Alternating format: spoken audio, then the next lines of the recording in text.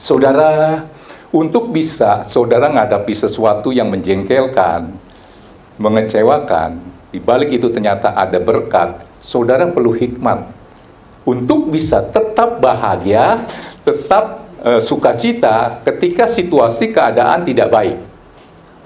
Saudara bisa tetap bahagia, saudara perlu hikmat. Tangkap ini ya. Oke. Yakobus 1 ayat 2. Perlu hikmat untuk bisa tetap bahagia, ikhlas, tulus dalam pencobaan. Anggaplah itu satu pencobaan ya. Yang dimana engkau punya 1001 alasan untuk ngomel, marah sama Tuhan. Tapi saudara bisa melihat di balik persoalan masalahmu itu, ternyata ada berkat, saudara perlu hikmat. Makanya saudara tetap bahagia, walaupun sekeliling saudara itu mengecewakan.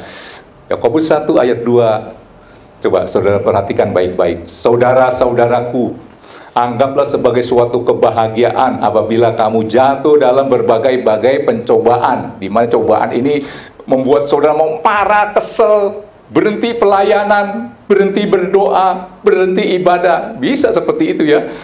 3-4-nya saya nggak usah baca karena waktu. Ini aja udah 22 menit. Terbuang ya. Saya langsung baca 5. Perlu hikmat. Ayo ayat 5. Saya baca ya.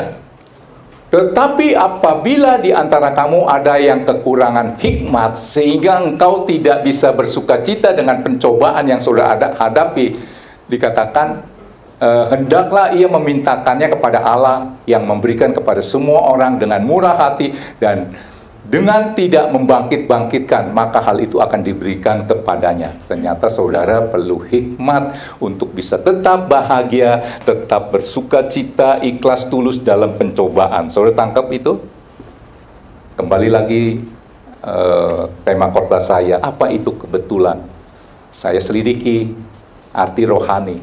Kebetulan adalah satu jawaban doa yang tak terucap di bibir. Ya, perhatikan ini. Kebetulan adalah satu jawaban doa yang tak terucap di bibir yang kronologinya tidak bisa kita prediksi. Kalau selama ini kita berdoa, yang kronologinya, kejadiannya bisa kita prediksi. Misalnya saya mau minta minta A. Tuhan harus lakukan ini dulu, baru terjadi A.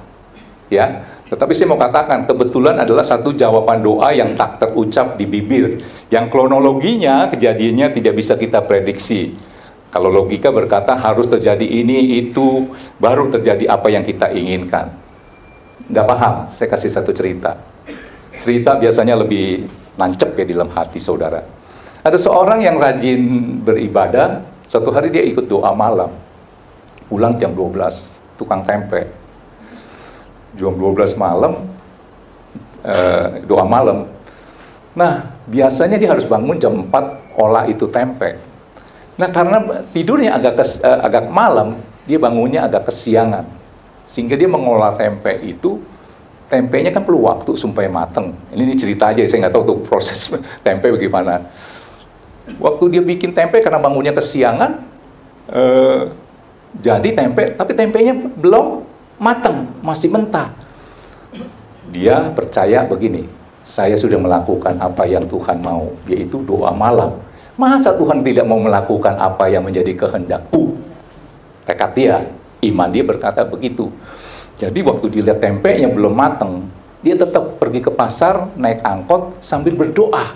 Dalam nama Tuhan Yesus, sampai di pasar, tempenya jadi matang. Dalam nama Yesus, dia sangat yakin dengan pemeliharaan Tuhan. Seperti yang tadi saya katakan, kita melakukan apa yang menjadi kehendak Tuhan, Tuhan akan melakukan apa yang menjadi kehendak kita. Kasih catatan, double porsi. Dia yakin sampai di pasar. Begitu dia buka, mujizat terjadi. Apa yang terjadi, saudara tahu? Tetap aja nggak matang. Kecewa nggak saudara? Pasti kecewa, iya dong. Harapan dia kan begitu. Ya, kayaknya gue percuma nih ke gereja. Aduh, gara-gara kalau dia ngomel nih misalnya dia ngomel mungkin sama istrinya. Istri gue nyuruh doa malam, tuh jadinya begitu. Bisa aja bersungut seperti itu ya. Tapi orang ini tidak bersungut. Dia tetap percaya pemeliharaan Tuhan. Akhirnya tempe di pasar, yang tempat-tempat lain itu laku semua. Cuma dia yang nggak laku. Kenapa? Tempenya mentah. Dia tetap berharap sama Tuhan. Sudah tahu apa yang terjadi? Nggak berapa lama ada orang yang mau beli tempe buat dibawa keluar kota jauh. Dia perlu tempe yang mentah. Dicari-cari, mateng, nggak mau, nggak mau. Ada yang mentah, cuman satu-satunya begitu ke orang ini, Pak, ada tempe mentah. Oh, ada nih. Begitu dibuka, iya lu bener masih mentah.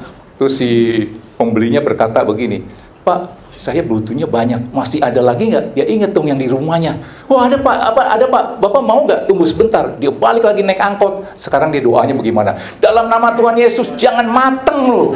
Nah, doanya itu kan. Nah, kebetulan itu bukan diucapan kan. Tadi doanya supaya mateng, sekarang dia balik lagi, jangan mateng dalam nama Yesus. Bisa nangkep pesan Tuhannya? Oke, ya.